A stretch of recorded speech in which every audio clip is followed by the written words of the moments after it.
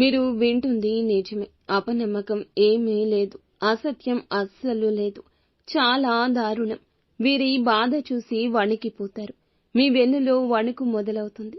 ఏమిటి ఈ పరిస్థితి? అయ్యో భగవంతుడా, ఇలాంటి పరిస్థితి ఇవ్వడానికి నీకు న్యాయంగా ఉందా అంటూ భగవంతుణ్ణి ప్రశ్నించేంత కోపమే కాదు, బాధ కూడా వస్తుంది. శ్రీ కనకదుర్గ జ్యోతిషాలయం. ఫోన్ ద్వారా జ్యోతిష్యం చెప్పబడును. కుటుంబ సమస్యలు, వ్యాపార సమస్యలు, భార్యాభర్తల సమస్యలు, ఆరోగ్య సమస్యలు, సంతాన సమస్యలు, కోర్టు సమస్యలు, ఇలా మీరు ఎన్నో సమస్యలతో బాధపడుతున్నారా? ఒక్కసారి మా గురువు గారిని సంప్రదించండి. గురూజీ శివశక్తిరాజు. Phone number 9764639967. ఏం జరగబోతుంది ఈ రోజున? ఈ రాశి జాతకుల జీవితంలో ఎటువంటి మార్పులు కలగబోతున్నాయి? మీ జీవితంలో జరగబోయేది ఏమిటి అనేది తెలుసుకోవాలనుకుంటే వీడియో పూర్తిగా చూడాల్సిందే. వీడియో నచ్చితే తప్పకుండా ఒక చిన్న లైక్ చేయండి. మీ లైక్ మాకు ఎంతో సపోర్టింగ్ గా ఉంటుంది. చాలా దారుణం జరగబోతుందండి. వీరి బాధే మిమ్మల్ని ఇంతటి బాధకు గురి చేస్తుంది. మీరు తలమునకలైపోతారు. ఆ సమస్య నుంచి వారిని ఎలా బయటపడేయాలి అంటూ ఆలోచించని క్షణం ఈ రోజున అస్సలు ఉండదు. వీరిది ఎంత మంచి మనసు అంటే మాటల్లో చెప్పలేం, చేతల్లో అర్థం కాదు, చూసేవారికి కనిపించదు. వీరి మంచి మనసు దగ్గర ఉండి ఆలోచిస్తూ ఉన్నవారికే వీరి గురించి అర్థమవుతుంది. ఎంతో మంది వీరిని ఇష్టపడ్డా 10 మందిలో 2 శత్రువులు కూడా ఉంటారు. శత్రువుల విషయంలో కూడా మీరు కరుణ, జాలి చూపిస్తుంటారు. ఇది మీ యొక్క జీవితంలో కొన్ని రకాల కష్టాలకు మూల కారణమవుతుంది. వీరు భగవంతుని స్వరూపులు. వీరికి ఇష్టులకు మాత్రమే వీరు ఇలా కనిపిస్తారు. కానీ శత్రువులకు మాత్రం వీరి మీద అక్కసు ఎక్కువ ఉంటుంది. విద్వేషాలతో రగిలిపోతుంటారు. ఎందుకంటే మీ యొక్క ఉన్నత స్థితే ఇందులకు మూల కారణం. వీరికి ఎంతటి మంచి మనస్సుంటుందంటే ఆపద సృష్టించే వ్యక్తులకైనా కూడా వీరు ప్రేమను పంచగలుగుతారు. అమితంగా అందరినీ ఆకర్షిస్తారు. వీరి యొక్క ముఖ వర్చస్సు, మాటల గారడి, వీరు పక్కనే ఉంటే ఎదుటి వారికి ఏదో ఒక కొండంత ధైర్యం వచ్చేస్తుంది. వీరు చేసే పనులు అటువంటివి. ఎదుటి వారికి కష్టం కలగకూడదని వీరికి వీరుగా కష్టం కొని తెచ్చుకుంటారు. కుటుంబాన్ని అంత జాగ్రత్తగా చూసుకుంటారు. కానీ వీరి బాధని పలువురికి చెప్పుకోవడానికి అస్సలు ఇష్టపడరు. ఎక్కువగా సుఖాన్ని అందరికీ పంచుతుంటారు. బాధని వీరు లోపల దిగమింగుతుంటారు. వీరి యొక్క తత్వమే అంత.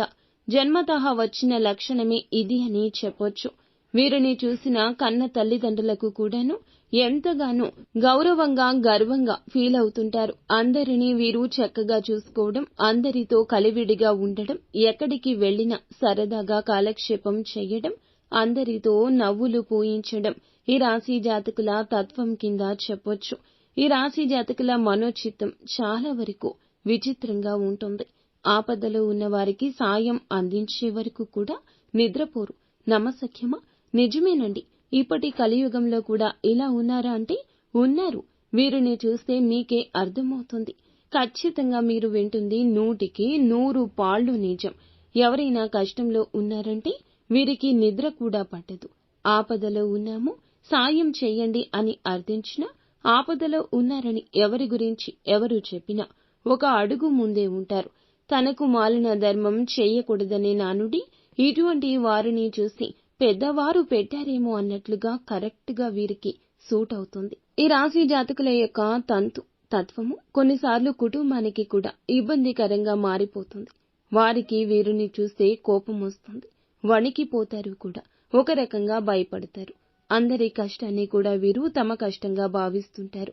తోటి ఉద్యోగస్తులు కావచ్చు, బంధుమిత్రులు కావచ్చు, సన్నిహితులు కావచ్చు, స్నేహితులు కావచ్చు, నిజాయితీ పరులు అయితే గనక వీరిని ఇబ్బంది పెట్టరు. కానీ కొంతమంది ఉంటారండి, వీరి జీవితంలోనే కాదు అందరి జీవితాల్లో ఇటువంటి వారు ఉండే ఉంటారు. ఇది పక్కాగా జరుగుతుంది. ఇది ఒక అవకాశం దొరికితే జరిగేటటువంటి మోసం. అవకాశం దొరికితే చాలండి, ఎదుటి వారిని ఎప్పుడు మోసం చేద్దామా, మనం ఒక మెట్టు పైకెక్కేద్దామా అన్నట్లుగా ఇటువంటి వ్యక్తులు ఇప్పటి ఆధునిక యుగంలో చాలా ఉన్నారు. సంఖ్య ఎక్కువగానే ఉంటుంది. ఇలాంటి మోసపూరిత మనుష్యుల మధ్య మనము ఉంటున్నాం.